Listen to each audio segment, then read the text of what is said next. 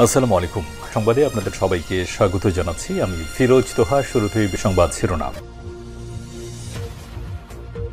বাংলাদেশের সর্বশেষ গুরুত্বপূর্ণ আপডেট সংবাদে আপনাকে স্বাগত। শুরুতেই সংবাদ শিরোনাম, পরে বিস্তারিত।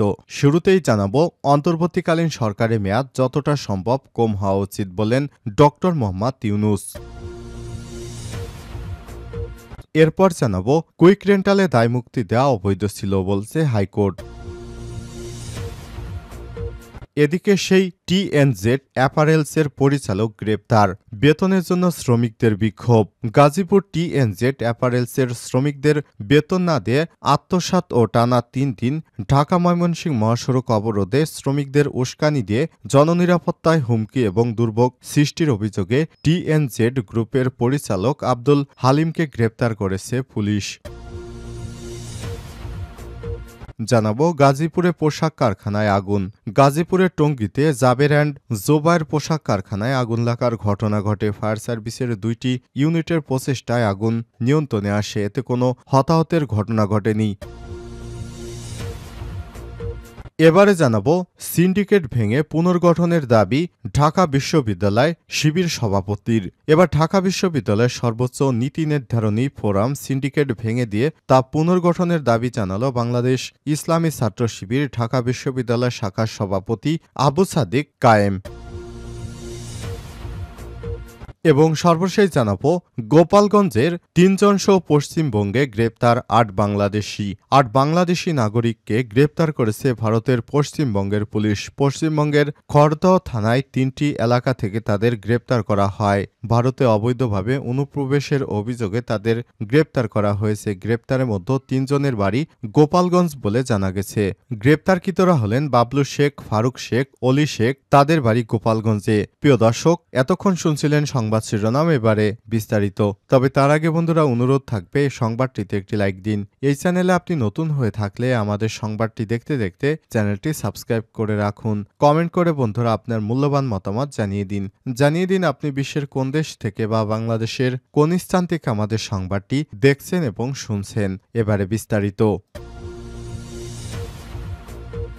অন্তর্বর্তীকালীন সরকারের মেয়াদ যতটা সম্ভব কম হওয়া উচিত বলেন ডক্টর ইউনূস। অন্তর্বর্তীকালীন সরকারের প্রধান উপদেষ্টা অধ্যাপক ডক্টর মোহাম্মদ ইউনূস বলেছেন, তার সরকারের মেয়াদ যতটা সম্ভব কম হওয়া উচিত, এ লক্ষ্যে তারা কাজ করছেন। আজারবাইজানের রাজধানী বাকুতে COP29 জলবায়ু সম্মেলনের সাইডলাইনে বুধবার ১৩ নভেম্বর সংবাদ সংস্থা এএফপিকে দেয়া এক সাক্ষাৎকারে ডক্টর মোহাম্মদ ইউনূস এসব কথা বলেন। নির্বাচন অনুষ্ঠান প্রসঙ্গে এক প্রশ্নে তিনি বলেন, এটি একটি প্রতিশ্রুতি যা আমরা করেছি। আমরা প্রস্তুত হওয়ার সঙ্গে সঙ্গেই আমাদের নির্বাচন হবে এবং নির্বাচিত লোকেরা দায়িত্ব পেয়ে দেশ পরিচালনা করতে পারবে। আমরা পরবর্তী সরকারের কাছে আমাদের দায়িত্ব হস্তান্তর করব। এ সময় তিনি আরো বলেন, আমরা যতদূর সম্ভব যত তাড়াতাড়ি সম্ভব আমরা নির্বাচন দেওয়ার চেষ্টা করছি। এ সময় তিনি আরো বলেন, আগে কিছু সংস্কার প্রয়োজন, সংস্কার গতি ঠিক করবে, নির্বাচন কত দ্রুত হবে। এদিকে সম্মেলনের সাইডলাইনে আয়োজিত এক যুব সমাবেশে বক্তব্য দেন ডক্টর মোহাম্মদ ইউনূস। তিনি তরুণদের উদ্দেশ্যে বলেন, তোমাদের স্বপ্ন দেখতে হবে। স্বপ্নই জীবনের সবচেয়ে বড় শক্তিশালী চালিকা শক্তি। যদি তোমরা স্বপ্ন দেখো তবে তোমাদের জীবনে একটি বড় পরিবর্তন আসবে, কিন্তু যদি স্বপ্ন না দেখো আমি গ্যারান্টি দিতে পারি তা কখনোই হবে না। গত ৫ই আগস্ট শেখ হাসিনা সরকারের পতনের পর ডক্টর মোহাম্মদ ইউনূসের নেতৃত্বে অন্তর্বর্তীকালীন সরকার গঠিত হয়। এরপর ভবিষ্যতে ফ্যাসিস্ট প্রতিরোধ এবং দেশ সুষ্ঠুভাবে পরিচালনায় সংস্কারের দাবি ওঠে। জুলাই গণঅভ্যুত্থানের চেতনায় সব খাতে সংস্কারের কমিশন গঠন করে সরকার। এদিকে আওয়ামী লীগ, বিএনপি সহ বিভিন্ন রাজনৈতিক দল দ্রুত নির্বাচনের দাবি জানিয়ে আসছে।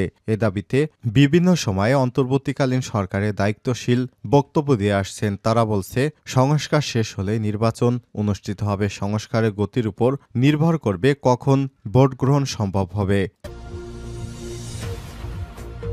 কুইক রেন্টালে দায়মুক্তি দেয়া অবৈধ ছিল, হাইকোর্ট। কুইক রেন্টাল সংক্রান্ত বিদ্যুৎ ও জ্বালানির দ্রুত সরবরাহ বৃদ্ধি বিশেষ বিধান আইন ২০১০-এর ৯ ধারায় দায়মুক্তির বিধান অবৈধ ছিল। বৃহস্পতিবার বিচারপতি ফারা মাহবুব ও বিচারপতি দেবাশিস রায়চৌধুরী হাইকোর্ট বেঞ্চ এ রায় দেয়। কুইক রেন্টাল সংক্রান্ত বিদ্যুৎ জ্বালানি দ্রুত সরবরাহ বৃদ্ধি বিশেষ আইন ২০১০-এর ৯ ধারায় দায়মুক্তি কেন অবৈধ এবং অসাংবিধানিক ঘোষণা করা হবে না তা জানতে চেয়ে রুলের শুনানি শেষে গত ৭ই নভেম্বর বৃহস্পতিবার রায়ের দিন ধার্য করে হাইকোর্ট আদালতে রিটের শুনানি করেন ড শাহদিন মালিক। সঙ্গে ছিলেন ব্যারিস্টার সিনথিয়া ফরিদ। বিদ্যুৎ ও জ্বালানি দ্রুত সরবরাহ বৃদ্ধি বিশেষ আইন ২০১০ এর ৯/৬ ধারা অনুযায়ী কুইক রেন্টাল বিদ্যুৎ কেন্দ্রের কোনো কার্যক্রম নিয়ে প্রশ্ন তুলে আইনগত ব্যবস্থা নেওয়ার জন্য আদালতে আবেদন বা মামলা করা যাবে না। এই ধারা দুটি চ্যালেঞ্জ করে দায়ের করা রিটের উপর প্রাথমিক শুনানি শেষে গত ২ সেপ্টেম্বর বিচারপতি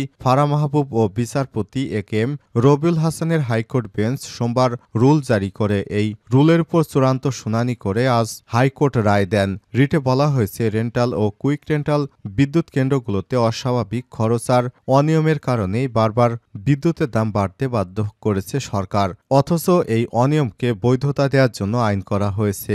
ভবিষ্যতে এসব অনিয়মের কোনো বিচারও চাওয়া যাবে না। এটা জনস্বার্থ বিরোধী এবং সংবিধানের সঙ্গে সাংঘর্ষিক। রুল জারির পর ড শাহদিন মালিক সাংবাদিকদের জানান, বিদ্যুৎ ও জ্বালানি দ্রুত সরবরাহ বৃদ্ধি বিশেষ বিধান আইন ২০১০ সাধারণত কুইক রেন্টাল আইন নামে পরিচিত। আইনটির ৬-২ উপধারা ৯ নম্বর ধারার সাংবিধানিক বৈধতা চ্যালেঞ্জ করেছি। ৬ ধারায় বলা হয়েছে, জ্বালানিমন্ত্রী তার একক বিবেচনায় কোনো একক ব্যক্তি বা কোম্পানির সঙ্গে আলাপ আলোচনা করে তার সঙ্গে বিদ্যুৎ উৎপাদনের চুক্তি স্বাক্ষর করতে পারবেন। এখানে মন্ত্রীর একক বিবেচনায় যাকে ইচ্ছে যত টাকার ইচ্ছে চুক্তি করার ক্ষমতা দেওয়া হয়েছে। যার আইনটি ৯ নম্বর ধারায় বলা আছে, কাকে চুক্তি দেওয়া হয়েছে, কত টাকার চুক্তি দেওয়া হচ্ছে, সব ব্যাপারে প্রশ্ন তুলে আদালতে শরণাপন্ন হওয়া যাবে না। দুটি ধারাই সংবিধানের লঙ্ঘন বলে উল্লেখ করেন এই আইনজীবী। ফলে বিগত সরকার আমলে কুইক রেন্টালের পাওয়ার প্লান্টের নামে রাষ্ট্রের হাজার হাজার কোটি টাকা নষ্ট হয়েছে। সেই টিএনজেড অ্যাপারেলসের পরিচালক গ্রেপ্তার। গাজীপুরের টিএনজেড অ্যাপারেলস শ্রমিকদের বেতন না দিয়ে অর্থ আত্মসাৎ ও টানা ৩ দিন ঢাকা ময়মনসিংহ মহাসড়ক অবরোধ, শ্রমিকদের উস্কানি দিয়ে জননিরাপত্তায় হুমকি ও দুর্ভোগ সৃষ্টির অভিযোগে টিএনজেড গ্রুপের পরিচালক আব্দুল হালিমকে গ্রেপ্তার করেছে পুলিশ। বুধবার ১৩ নভেম্বর বিকেলে তাকে আদালতের মাধ্যমে কারাগারে পাঠানো হয়েছে। গ্রেপ্তার মোহাম্মদ আব্দুল হালিম ৪৮, চট্টগ্রামের হালিশহর এলাকায় মৃত আব্দুস সাত্তারের ছেলে। গাজীপুর মহানগর পুলিশের উপপুলিশ কমিশনার অপরাধ উত্তর নাজির আহমেদ বিষয়টি নিশ্চিত করেছেন। নাজির আহমেদ বলেন, টিএনজেড গ্রুপের কর্মকর্তা মামুনুর রশিদ গাজীপুরের ধান গবেষণা ইনস্টিটিউটের ১৪ ফিল্ড সেনাবাহিনীর অস্থায়ী ক্যাম্পে আব্দুল হালিমের বিরুদ্ধে অভিযোগ দায়ের করেন। পরে মঙ্গলবার রাত ১১টার দিকে চট্টগ্রাম সেনাবাহিনীর একটি টহল দল আব্দুল হালিমকে চট্টগ্রামের বাসা থেকে গ্রেপ্তার করে। পরে তাকে গাজীপুরের ধান গবেষণা ইনস্টিটিউটের অস্থায়ী সেনা ক্যাম্পে হস্তান্তর করা হয়। সেখান থেকে বুধবার দুপুর ১টার দিকে আব্দুল হালিমকে বাসন থানা পুলিশের কাছে হস্তান্তর করে সেনাবাহিনী। এ সময় তিনি আরও জানান, আব্দুল হালিমের বিরুদ্ধে দুটি মামলা হয়েছে। টিএনজেড গ্রুপের কর্মকর্তা মামুনুর রশিদ বাদী হয়ে একটি মামলা করেছেন। এ মামলায় শ্রমিকদের বেতনের টাকা না দিয়ে ৫ কোটি টাকা প্রতারণা এবং আত্মসাতের অভিযোগ আনা হয়েছে। অপর একটি মামলার বাদী পুলিশ ও মামলায় শ্রমিকদের মহাসড়ক অবরোধ ও কারখানা ভাঙচুরের উস্কানি দিয়ে জানমাল ও সম্পদের ক্ষতি সাধন, জননিরাপত্তার হুমকি সৃষ্টির অভিযোগ আনা হয়েছে। গাজীপুরে পোশাক কারখানায় আগুন। গাজীপুরের টঙ্গীতে জাবের অ্যান্ড জোবায়ের পোশাক কারখানায় আগুন লাগার ঘটনা ঘটে। ফায়ার সার্ভিসের ২টি ইউনিট এর প্রচেষ্টায় আগুন নিয়ন্ত্রণে আসে। এতে কোনো হতাহতের ঘটনা ঘটেনি। বৃহস্পতিবার ১৪ নভেম্বর সকালে ১৫:১০টার দিকে টঙ্গীর পাগার এলাকায় এই ঘটনা ঘটে। টঙ্গী ফায়ার সার্ভিসের senior station officer Mohammad Shahin Alam বিষয়টি কালবেলাকে নিশ্চিত করেছেন। জানা গেছে, জাবের অ্যান্ড জোবায়ের গ্রুপের ডাইং ল্যাব সেকশনে বৈদ্যুতিক শক সার্কিট থেকে আগুন লাগে। শ্রমিক এবং ফায়ার সার্ভিসের কর্মীরা মিলে আগুন নিয়ন্ত্রণে আনে। আগুনে কোনো শ্রমিক হতাহত হয়নি। জাবের অ্যান্ড জোবায়ের পোশাক কারখানার প্রশাসনিক কর্মকর্তা কায়েস আহমেদ জানান, আগুন লাগায় ৩০ মিনিটের মধ্যেই নিজস্ব ব্যবস্থাপনা এবং ফায়ার সার্ভিসের সহযোগিতায় আগুন নিয়ন্ত্রণে চলে আসে। এতে ক্ষয়ক্ষতি তেমন একটি হয়নি। টঙ্গী ফায়ার সার্ভিসের senior station officer Mohammad Shahin Alam জানান, আগুন লাগার খবর পেয়ে টঙ্গী ফায়ার সার্ভিসের ২টি ইউনিট ঘটনাস্থলে পৌঁছে ৩০ মিনিটের চেষ্টায় আগুন নিয়ন্ত্রণে আনে। এতে হতাহতের ঘটনা ঘটেনি। ক্ষয়ক্ষতির পরিমাণ এখনও জানা যায়নি। অডিট চলছে। অডিট শেষে বিষয়টি জানা যাবে। ধারণা করা হচ্ছে, বৈদ্যুতিক শক সার্কিট থেকে আগুনের সূত্রপাত হতে পারে।